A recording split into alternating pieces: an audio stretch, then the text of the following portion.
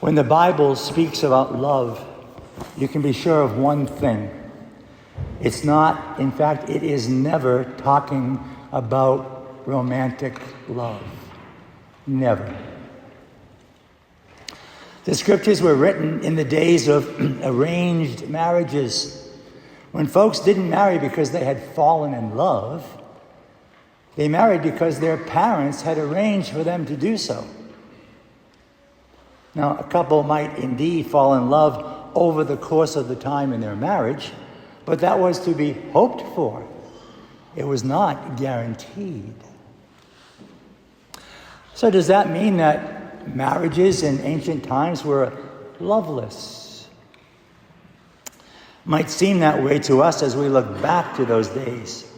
But there was room for plenty of love in arranged marriages, all depending on how you understand love. In our own times, we tend to understand love as an emotion, a feeling, an affection, a desire, a sentiment, a delight, an energy. And all those are good things. But therein lies the difference between ancient times and our own. What happens when emotions fade and fade away? What happens when feelings dissipate? When affection wanes? What happens when the heat of desire cools? When our energy and patience are spent? When sentiments change? When delight diminishes? There is a reason and a wisdom in why the scriptures speak of love as a law. Why Jesus speaks of love as a commandment. I can promise to obey a law. I can pledge to keep a commandment. But I can neither promise nor pledge to maintain an emotion or keep a feeling alive. Just can't do that. We're human beings. Feelings and emotions can strengthen and deepen a pledge of love. But feelings and emotions aren't alone enough, aren't strong enough, not constant enough, aren't substantive enough to keep love alive. When I make a promise to love and then things get difficult, it's not always love that gets me through the hard times. Love may seem to have disappeared. It's not there to grab onto. Sometimes only my promise to love can provide the bridge over troubled waters that keeps me faithful to the love that I pledged.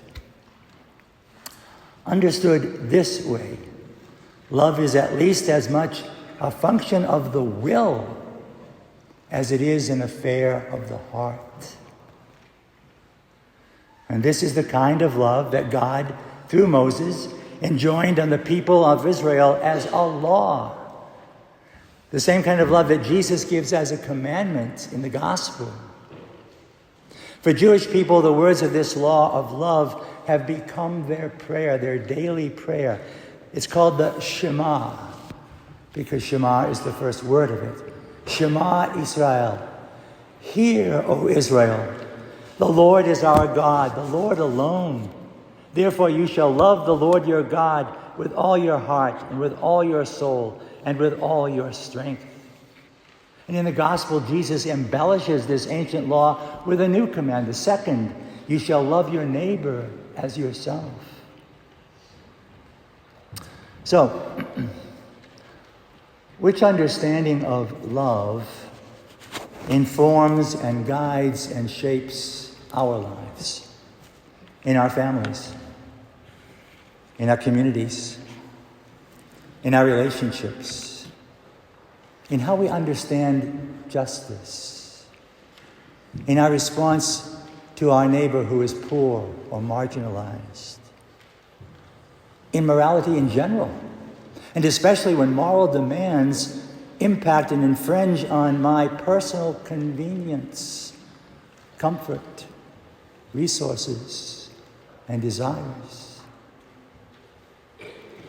Is my response, is your response to the commandment to love God and neighbor something that changes with the tides of emotions and feelings, the desires of the moment? Or is it grounded in a pledge to live as God calls us to live, to make decisions and choices in terms of greater goods, to understand love at least as much a matter of the will as an affair of the heart? I know that many of you know exactly what I'm talking about, because your love has known very difficult days. And it's your commitment to your promise, your pledge, that has seen you through. Which kind of love is modeled for us in the stories and the decisions and the choices we see in movies, online, in literature, in pop culture, in politics? Do we live and love by emotions and affections, or in faithful response to a commandment that calls us always to live as God calls us to live, to love as God calls us to love our neighbor wherever our neighbor may be, to love our neighbor as we care for and love ourselves? Perhaps this phrasing of the question will get us to the heart of the matter. Would anyone in our culture, in our society, in our world, would anyone have reason to observe that we Catholic Christians love in so particular a way, even peculiar, that it distinguishes us from how all others love?